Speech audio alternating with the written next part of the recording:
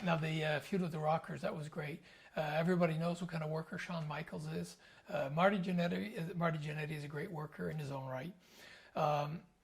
When they came up with the angle with the Rockers that we did with the megaphone and all that, we had discussed it and worked it and fine-tuned it until we did it, and it just worked out perfect. Shawn's a hell of a salesman. I mean, and hit him pretty solid with that megaphone too. And we knew that because that's the angle. If we miss it, that's it. So I told him, I said, don't worry. He said, "Oh, just do what you got to do." So we nailed him with it. It was pretty good. And that's where we're official. I mean, the people hated our guts. Had death threats and everything. It was great. And you were actually main eventing a lot of shows with Yep. that match. Yep. And having the first Iron Man matches in WWE history, which were then called marathon matches. I guess. Correct. Yeah. You want to tell us your memories of those marathon matches? Back then, Pat Patterson was booking the territory with Vince. He was doing a lot of the matchmaking. I had a lot of matches with Pat Patterson. I had some hour matches with him. And at one point, I had spoken to Pat. I love to work in the ring.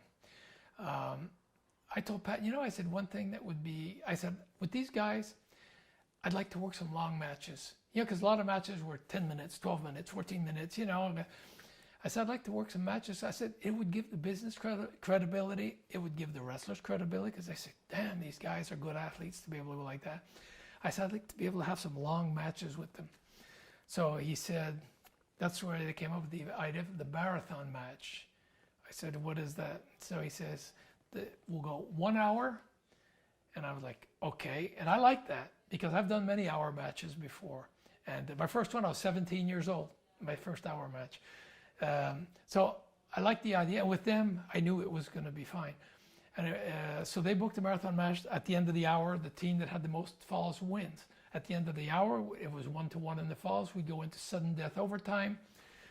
Then we just play by ear. It could go 10, 15, 20 minutes. We went as long as 20 minutes after. We like an hour and 20-minute match. We were on last for that, evidently, because it was a hard match to follow for other guys. And they booked a couple of them, and they were like, wow. And the people were, it attained what I hoped it would attain. And for the business, it was good. So then they booked we did the major cities all over. And one funny story was we were touring. We were over in Europe for a while. On the way back from Europe, because we were jet lagged all the time. Sometimes you wake up in a plane, you look outside, you don't even remember where you're going. I remember that going to Texas one time, coming back from Europe. Take my plane ticket out. Oh yeah, I'm going to Houston. Okay, you get so jet lagged. We fly back from Europe. We'd been there for 10 days. Land, go to Nassau Coliseum. Okay, I look on the wall. I look at the card. I see marathon match, the Rougeaus and the Rockers. I remember the agent that was there. I told him, I said, this is a rib, right? This is a joke. And at that point, it's not like we were green in the WWF. We'd been on the road for over 3 years. I'm like, this is a rib, right? He says, no. I said, bullshit. I said, this can't. We're so jet lagged, I have a hard time standing up. And I said, we're in a marathon match? He says, I know. He says, they messed up. They didn't realize when they booked it that you were just coming back from Europe. And I said, this is a rib, So I was trying to mind myself. We had our marathon match. And it's the next day I was in Houston. An afternoon show also. Got back to the hotel, got to sleep. I was going to change my flight to leave later because we had like a 6:30 flight in the morning to Houston.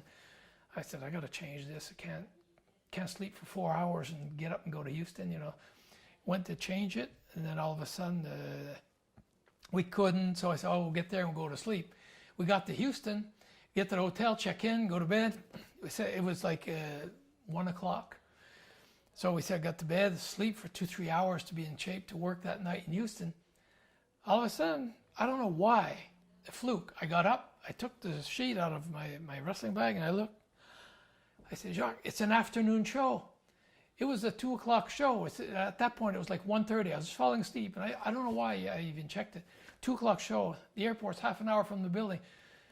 Damn, we jumped out of bed, put our clothes on, head 90 miles an hour downtown Houston, had the building, called to the building to tell them we're on our way. We got there.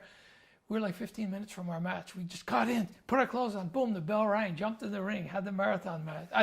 We had a wrestling match. Went back to the hotel, went to bed. You know, it was crazy like that. But we had great matches. There was one match, there's only one problem with a match like that. If you get injured early in the match, you can't go home early. You're going an hour. In Chicago at the Horizon, my brother and I against the Rockers, 15 minutes into the match, Marty Janetty gives me a power slam, shoots me in, gives me a power slam from the ropes. As I land, his elbow landed in my armpit, tore a ligament in my arm. So we're 15 minutes in the match. I felt it. When he landed, his whole weight was in the air, boom, my arm went like this, I couldn't move. I'm like, damn, and I knew it was bad, I couldn't move my arm. I got tagged my brother, I said, I'm injured. We went the whole match, one fall to one fall, we win overtime. That is an injury I still feel today, though. And that was 1989. That one I still feel. That I got back to the hotel at night, kept the ice bag under my arm the whole night. The next day I was in Sacramento, California. On the flight, had an ice bag under my arm the whole flight going to California. Get there, the doctor wants to take my pressure. And I said, how about taking my right arm? I couldn't move my left arm. I said, take my right arm. No, I want to do the left arm. Well, I said, just pulled the muscle last night. I'd rather you do it. Let me see that. He went to take it, couldn't move it. He put his finger on my armpit.